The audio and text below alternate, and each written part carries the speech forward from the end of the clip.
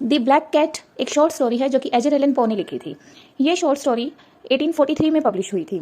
The black cat का जो narrator है उसने स्टोरी को फर्स्ट पर्सन नरेटिव में प्रेजेंट किया है और यहाँ पर जो मेन कैरेक्टर है इस स्टोरी का वो एक अननेम्ड और अनरिलायबल पर्सन है और वही नरेटर है। ये जो पर्सन है ये अपनी वाइफ के साथ रहता है और डिस्क्राइब करता है कि वो एनिमल्स के लिए और पेट्स के लिए बहुत ही लविंग है।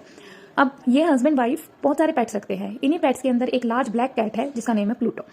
नरेटर एल्कोहलिक भी है, मतलब बहुत सारी ड्रिंक भी करता है और एक बार जब वो एल्कोहलिक कंडीशन में है तो वो अपने पेट्स के साथ मिसट्रीट करता है और ऐसा करते हुए वो प्लूटो को भी मतलब बहुत ही हार्म करता है। अब प्लूटो इससे डरने लग जाती है। जो ब्लैक कैट है इसका नाम प्लूटो है और इस मिसबिहेव के बाद वो उससे डरने लग जाती है। एक रात को वो हैवी ड्रिंक कर आता है। प्लूटो अपने आप को उससे बचाने की कोशिश करती है और लेकिन वो प्लूटो को यानी कि कैट को पकड़ लेता है। प्लूटो जब अपने आप को बचाने की कोशिश करती है तो इसी कोशिश के दौरान वो उसके हाथ पर बाइट कर लेती है। इससे नरेटर को बहुत गुस्सा आता है और वो प्लूटो की एक आंख निकाल लेता है। और इसी चीज के बाद इतने बड़े टेरर के बाद ये जो प्लूटो थी ये नरेटर से डरकर भागने लगती है इधर उधर। नरेटर को देखते ही डर जाती है। नरेटर को अपने बिहेवियर पर अपनी क्रुएल्टी पर बहुत ही पछतावा होता है, लेकिन जैसे जैसे कैट उससे दूर ही भागती रहती है तो उसे बहुत इरिटेटिंग फील होने लगता है और एक दिन उसे बहुत गुस्सा आता है। वह प्लूटो को गर्दन से पकड़ता है और उसके गले में एक फांसी का फंदा बांध देता है और उसको पेड़ से लटका देता है, जहां पर ये जो प्लूटो है यानी जो कैट है वो मर जाती है। अब उसी रात को जो नरेटर का घर है बहुत ही रहस्यात्मक ढंग से उसमें आग लग जाती है। उसकी वाइफ और उसके सर्वेंट बचकर निकल जाते हैं, लेकिन उनकी सारी जो पोजेशंस थी, संपत्ति थी, वो जल जाती है।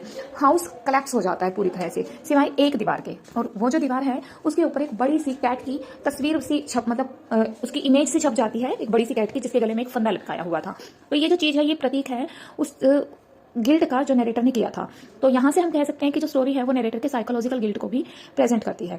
नरेटर स्टार्टिंग में तो इस चीज को देखकर कि पूरा घर जल गया लेकिन एक दीवार रह गई और उस दीवार पर एक इमेज सी बन गई है जिसमें कि एक कैट दिखाई देती है और उसके गले में एक फंदा दिखाई देता है। इसको देखकर नरेटर पहले तो बहुत ही डिस्टर्ब फील करता है, लेकिन बाद में वो अपने आप ही इसकी एक एक्सप्लेनेशन बना लेता है और कहता है कि someone may have cut the cats corps. किसी ने कैट की जो डेड बॉडी थी उसको काट दिया होगा उस पेड़ से, मतलब नीचे उतार लिया होगा पेड़ से और इसको बेडरूम में फेंक दिया होगा जो ताकि कि उनको जगाया जा सके कि तुम्हारे घर में आग लग गई है।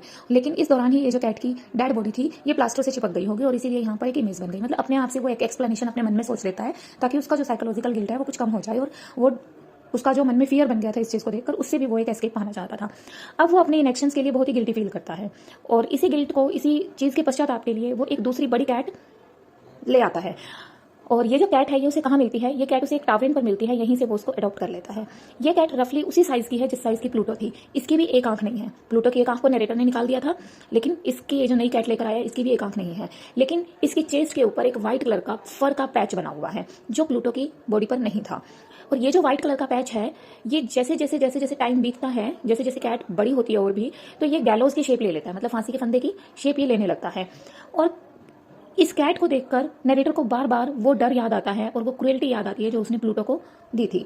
और इसी वजह से वो मतलब पहले तो अपने पश्चाताप के लिए इस कैट को लेकर आता है, लेकिन बाद में वो इसी कैट से डरने लगता है क्योंकि ये कैट जो है उसको उसके उस गिल्ट के बारे में याद दिलाती है, उसके उस अपराध को याद दिलाती है जो उसने प्लूटो नाम की कैट के साथ किया था। तो वो एक कुल्हाड़ी लेता है और इस कैट को मारने की कोशिश करता है, लेकिन उसकी वाइफ उसे रोकती है।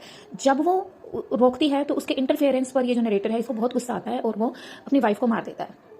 और वाइफ को मारने के बाद उसकी जो डेड बॉडी है उसको वो एक तहखाने की दीवार में छुपा देता है, तहखाने में छुपा देता है और उसके आगे एक दीवार बनवा देता है।